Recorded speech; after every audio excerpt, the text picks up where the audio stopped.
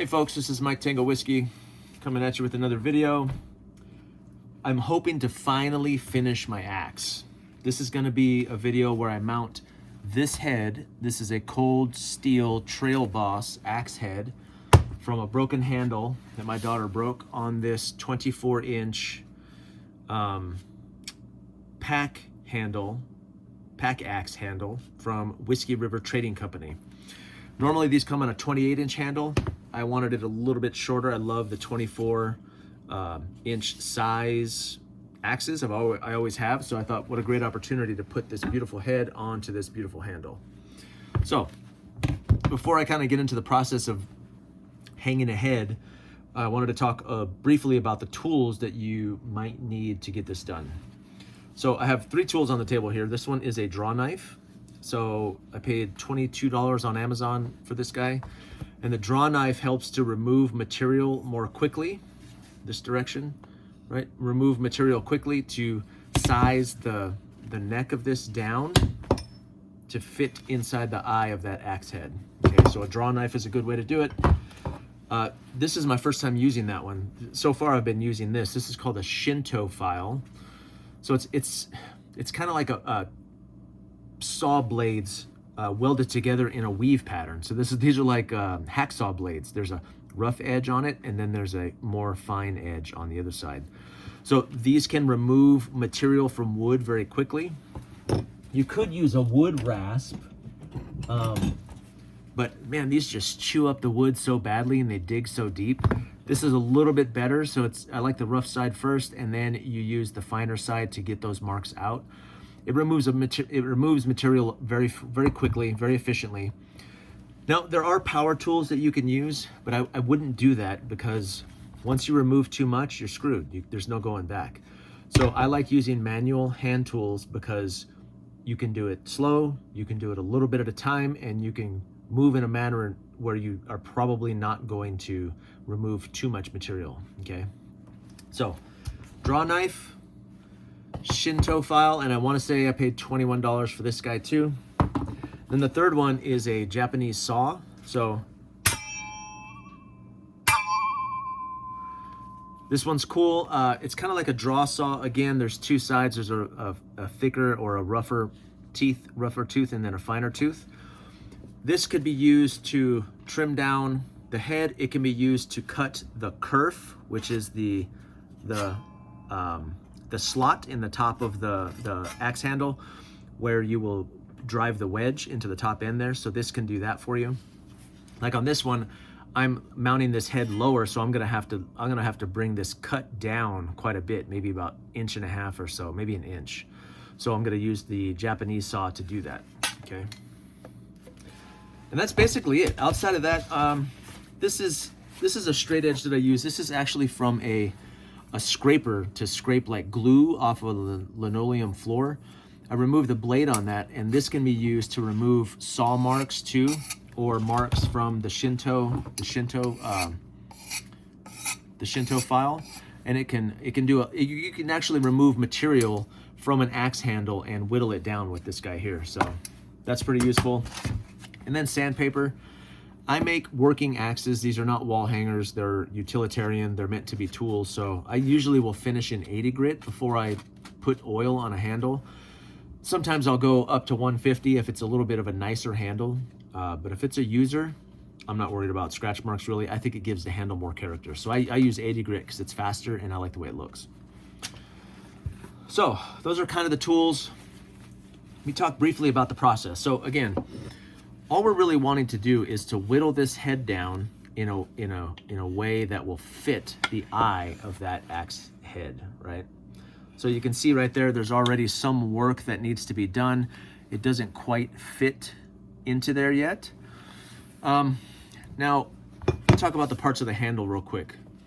This is called the shoulder, and this is I believe it's the neck of the axe handle. And what I used to do is I used to whittle down and then work the head all the way to... I figure out where I want the head to go on like how much shoulder I want to leave. And usually it's like 1/2 inch to 3/4 inch. So I'm gonna cut that piece off. Why work this if you're just gonna cut it off later? So I cut it off sooner than later. figure out where I want this, mark it, then I'm gonna cut the head down, and I'm gonna have to recut that, that kerf. The guidance that they give for the kerf is that the cut, once the head is mounted, that the cut should go about 3/4 of the way down into the head. And when you drive the wedge in there, it's going to spread those two pieces apart in a way that will make it seat really well inside there, okay? So what we're shooting for is, again, you want that cut about 3/4 of the way down in the head. So if I'm mounting the head here, you can see how far that kerf has to go further down, right? A little bit more. Okay, so I will probably make this cut the kerf, and then start the video again as I start to whittle down the material to get it to fit inside the eye. So see you guys in a few minutes. Now, I think that I'm getting close. And once you think you're getting close, and you've been using the Shinto file to work this wood away, this leaves some pretty heavy scratches. So if I think it's gonna be the last time that I put the head on there, once it's on there right, you don't wanna take it back off again. Once it's perfect, you wanna drive a wedge and be ready to go. But I found myself in a pickle a couple times where there were still some pretty heavy scratch marks right below the edge of the bottom edge of the head. And I couldn't go back or couldn't get close enough to get those back out. So if you think it's going to be the last time that you hang it, I would go over it with the fine side to get all those scratches out, and then maybe even hit it with some sandpaper.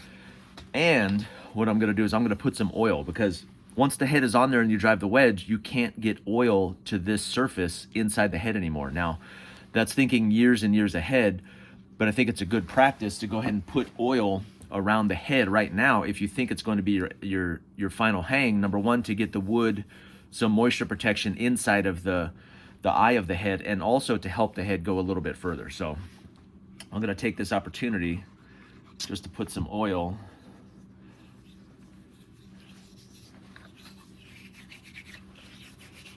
around the head there and down in that crevice there, because that's, some people will put glue when they drive their wedge. I was doing that in the beginning, I think, just because I wasn't not confident in the hang that I was putting, in how well I was hanging it.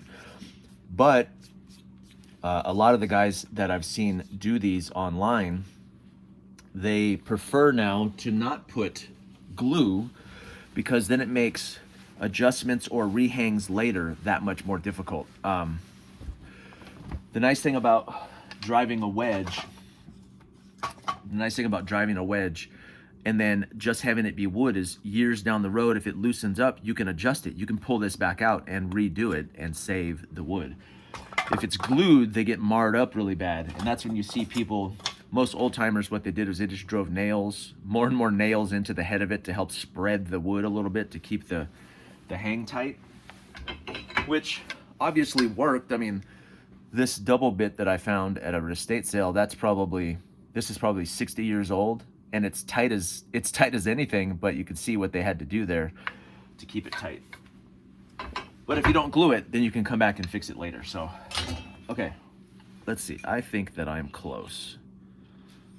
Let's see where we're at with this guy.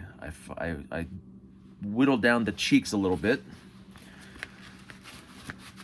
I'm looking for about 1/4 inch above the head to do the hang.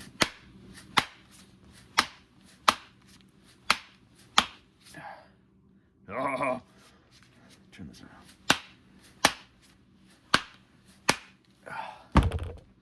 Oh, look at me. Look at that. I think that's perfect. I think it's right where I wanted it. Now, I don't like how bulbous this looks, so I may work to flatten that edge out because this head is so angular. I don't know. And I left a lot on the shoulder. A lot of people will seat these much further down, but I like, if I'm working, I like that Whiskey River gives such a, look at this, look at the head of this handle here. It's like 5 inches long, 6 inches long. So it gives you room later on to rehang this. So if this head comes loose or I have to whittle this down again, I have space to do that. So to me, this is adding some longevity, where if you, once you pass this point and the handle begins to taper, then you lose the capability to put tension on the head because it's spreading out, right? So I don't like that that's round like that, so I may seek to change that angle a little bit with the file after I hang this, but I am happy with the way that looks. Okay, so let me get the wedge ready. A couple other things that you're looking for with the final, like you're about to drive a wedge. Once you drive a wedge, there's no going back, right? Unless you start over. So there's a couple other things that I'm looking for aside from the height of the handle, where I want it. I also am looking for alignment. So the head could be tilted this way or tilted this way. Now, mine looks like it's tilted this way, but looking at it with the handle, I feel like it's parallel. So there's a chance that my cut may have been off. So I'm happy with the tilt of this head on here. But something else you're also looking for is the angle here, because sometimes the head can tilt one way or the other and give you a blade angle that's off, and that could affect cutting. So you want to check alignment in all directions and make any final adjustments before you drive the wedge in there. So yeah, I'm pretty happy with that. I feel like that's good. Like the way it looks. Now, when it comes to a wedge, this is kind of the fun part. So these wedges are, you can get them, there's a crappy one. Most of these are softwood. You can get them in hardwood. They send them, when you buy them from like Whiskey River, they're so huge that I hate to waste a whole one. But this is kind of a short head, so I'm gonna use a shorter wedge. Some of these wedges are longer, and when you oil them, they turn out really nice. But this is kind of a short, compact head on here, as opposed to something like this. So this would require a longer wedge. So I don't want to waste one of those huge wedges on this one. So I'm going to use this one. And what you do is you want to cut this down so it fits. Now you don't want to fit it just to the edges of the handle, right here and here. You want to fit that wedge to the edges of the eye.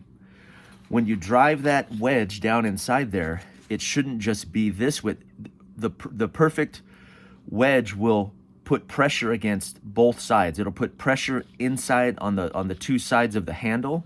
It'll push those out to create tension, and then also the wedge will make contact with this side of the eye and with this side of the eye, and it just splays it all out and kind of mushrooms that head to keep the head on really tight. So when I cut this, I want to cut it so the wedge is touching over here. I want a little bit of overhang, like right to that edge, and same thing over on this side too. When it's short, it gives it an opportunity to tilt, and you can end up with all kinds of weird angles. So I want as perfect as possible tension right up to the edge of that eye. And then the way you prepare this, so I'll cut it, and then I'll actually taper it a little bit so the bottom will fit in better, and then as it drives down inside, it'll create tension and spread the top of that. So I'm gonna set this up, I'm gonna mark it, set it up, and then cut it, and then I'll show you how it fits in there. So I've cut down the wedge, and if I place it in there, you can see it's just barely, it's touching both sides there. And that's what I want. So now that I know it's like just a little bit too big, I'll take the finer side of the Shinto file.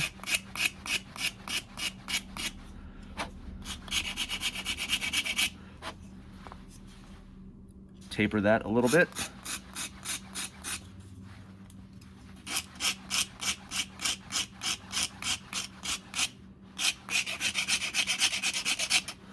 Now another thing you can do, depending on the shape of the eye, so in an eye like this, you want as much contact as possible. So the edges of this wedge are squared off, right? But the eye is kind of angular. Same thing on the back. So another thing you can do is to take the Shinto or a piece of sandpaper and just kind of round those edges just a little bit. On some eyes it's more pronounced than others, where the shape of it is different. This one is pretty consistent, but again, the front of that eye is pretty round. So I want to create a similar shape. so it can spread it as it drives down inside the hole. It can create as much contact on the edges as possible. The more contact, in this step, contact is the goal, right? As the wedge drives down inside of there, you want as much contact between the wood and the inside of that eye as possible. Now, another thing with the wedges that I've learned, especially with some of the softer woods, is they'll start to bend and tweak really easily. So I'll try and taper this and sand it. Another trick too, in the beginning I was cutting my kerfs with a much finer blade. I've moved to the thicker blade, either of the shin or the Japanese saw, or like a hacksaw style blade. And it makes it much easier to drive that wedge. When this is really tight, if the head is tight and it squeezes that together, it's very difficult to drive the wedge in, and you end up messing stuff up. So I'm going to taper this a little bit. Just file, because sometimes it's like a blunt edge. Some of these larger ones especially have like a squared off edge on them. So you want to taper that so it can fit nicely inside to get it started. Once you get it started, it's kind of easy to pound it down in there, but you'll see. Now, again, this is kind of backwards logic, but you would think, okay, I'm going to drive the wedge this way. That's not actually how we do it. You can do that. You can pound the wedge down in there, but sometimes it can make the head jump if it's not a tight fit. So what I'm going to do is I'm going to oil all around here. I'm going to put some oil in the kerf, oil the wedge, and then set it down in here. And then I'm going to set it on the concrete and hit the handle from the top or from the bottom end and drive the wedge in this way. Okay. So I'll have to change my camera angle so you can see that. And once we drive that wedge and then trim it, then we're all done. So I'll switch positions and show you that here in a second. So I'll put oil, boiled linseed oil, inside the crevice here. Like that. Nice and oiled up. And then I'll oil the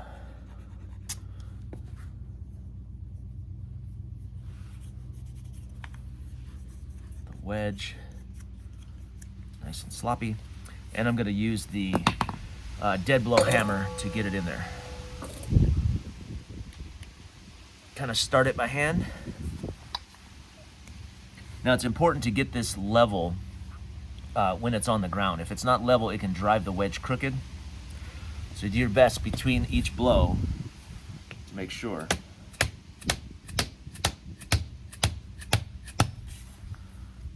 Take a look.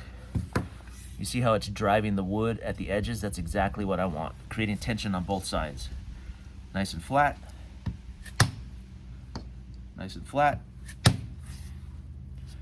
Nice and flat. Nice and flat. Flat.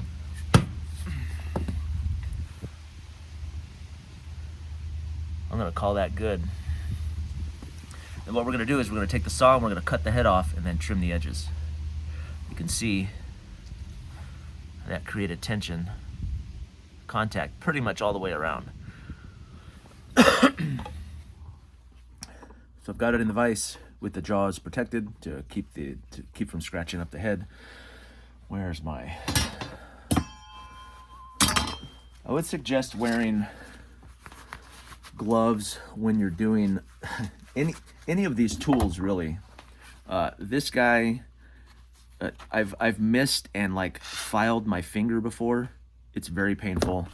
I've jumped off the wood with this guy and cut my finger, so anytime I'm using the saw, I mean, that's just good solid advice. Plus when you're doing stuff like this with the blade up, like this can be dangerous work. So as a matter of fact, I think that's dumb. I'm doing this the wrong way. So what happens is the angle of the head often will interfere with the saw, so you have to saw from the backside. So that was caught on camera, so that's good for you guys to know.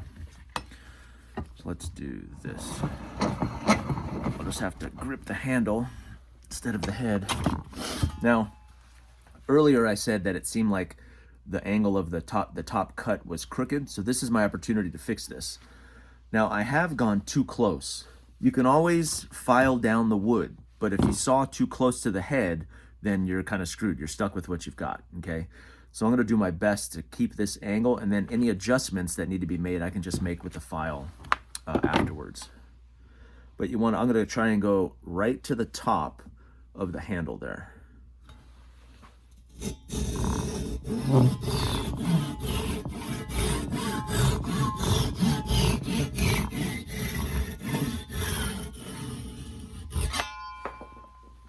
Love that.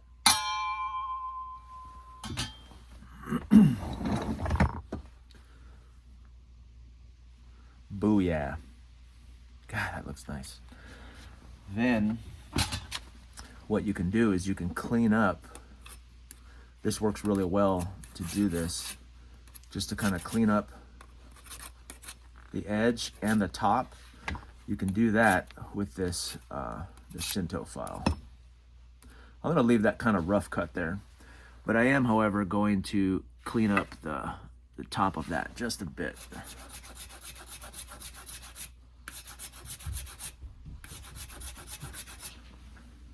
Mom wants you. So Mom, I'm videoing.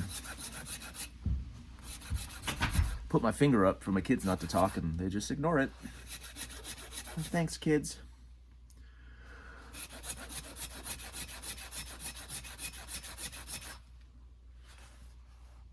It's looking pretty good.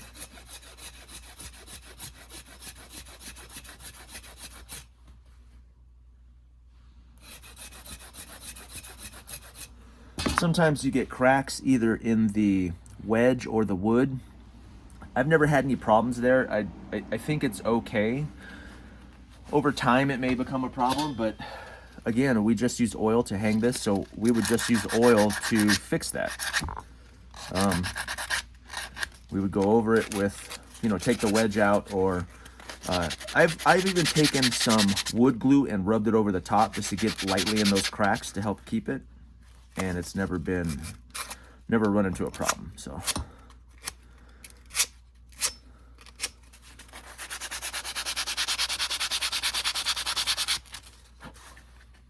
oh yeah, very, very pleased with this guy.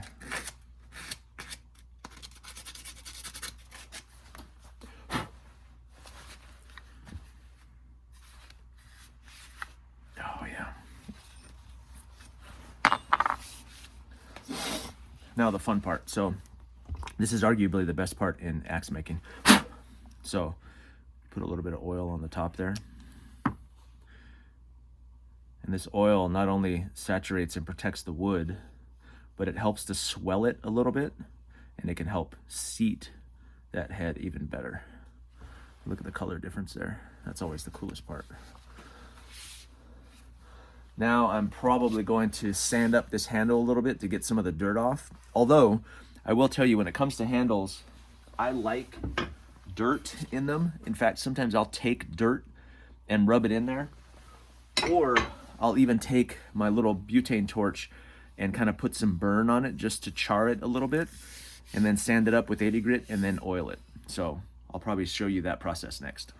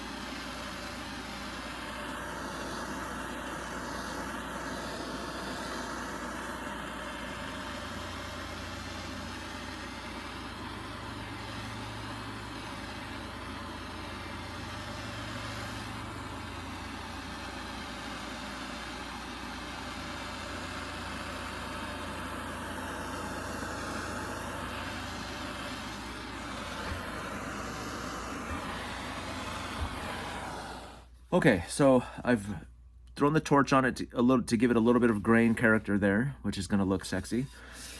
I've sanded it with 80 grit. Now, normally, this is not how the handles are supposed to look. ideally you would cut this in some sort of pattern to give it. This is the cool old school one, the fawn's foot, right? So you could do that. I could cut it straight across here.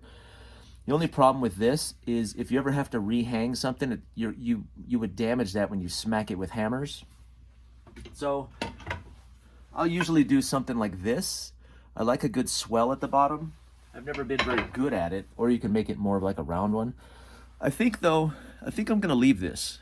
I like the extra knob on there. I like the ability to rehang if possible. So if I was to cut that, it would just be for looks, and I usually do, but I don't think I'm going to this time. So I think I'm gonna leave that just like that. Now comes arguably the funnest part, and that is oiling.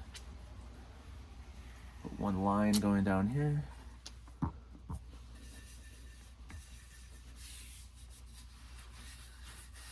Boy, when there's grain differences, look at that. Ugh. Now, the rule of thumb for oiling a brand new handle. Now, some companies, if you buy a handle from them, it'll be coated in wax. And that's where you would use, I didn't even use my straight edge this time because there just wasn't very many tool marks. But you could use this to scrape clean any wax or coating that they put on there, or to remove scratch marks. And I may have some up here that I have to do that with. But so the rule of thumb is once a day for a week, once a week for a month for a year, and after that, I believe once a year to put boiled linseed oil on your handles. So I'll oil this, set it out here in the garage, and it will drink this up over the course of the next day or two.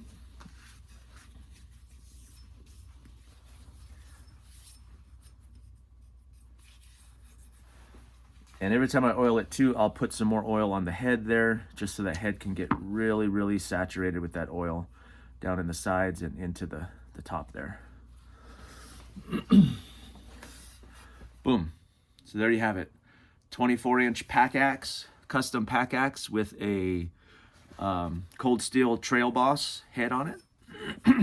I think that's a better look for this axe. I'm really happy with the way that turned out. And it's gonna go in my pile right over here, my collection, right off to the side here. That's it. Like Tango Whiskey, I'm all clear.